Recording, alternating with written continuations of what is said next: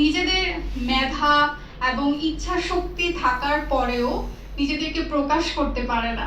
75%-এরও বেশি নারীরা শিক্ষিত হচ্ছে, কিন্তু চাকরির ক্ষেত্রে তাদের আবেদনের হার মাত্র 17%।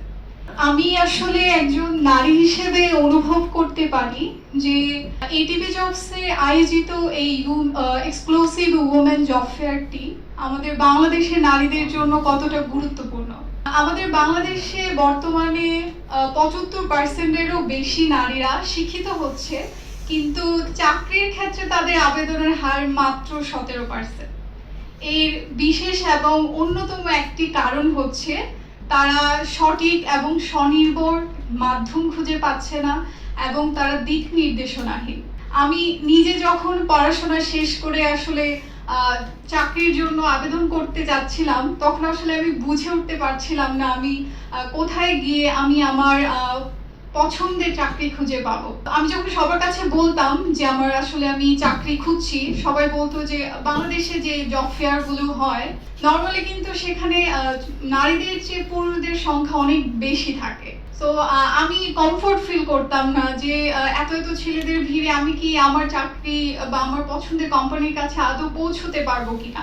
তো শুধুমাত্র আমি না, বাংলাদেশের বেশিরভাগ নারীরা এই সেম সমস্যাটা ফেস করেন এবং শুধুমাত্র তারা নিজেদের মেধা এবং ইচ্ছা শক্তি থাকার পরেও নিজেদেরকে প্রকাশ করতে পারে না। এই সমস্যার সমাধান স্বরূপ আমরা আয়োজন করেছি এই ওমেন জব ফেয়ারটি। আমার মতো যারা আছে, যারা চাকরি করতে ইচ্ছুক, যারা বাংলাদেশে যেটা হয় আর কি, যে বিয়ে হয়ে যাওয়ার পর বা একটা বেবি হওয়ার পরে তারা আসলে চাকরির ওরকম কমফোর্ট জোনটা খুঁজে পায় না বা চাকরি পেতে তাদের অনেক ধরনের সমস্যা হয়। সেই সকল কিছু আসলে আমরা মাথায় রেখে একই ছাদের নিচে অলমোস্ট 60টিরও বেশি কোম্পানিকে নিয়ে আমরা আয়োজন করেছি এই ওমেন জব ফেয়ারটি, যেখানে তারা সরাসরি তাদের পছন্দের কোম্পানিগুলোর সাথে যোগাযোগ স্থাপন করতে পারবে।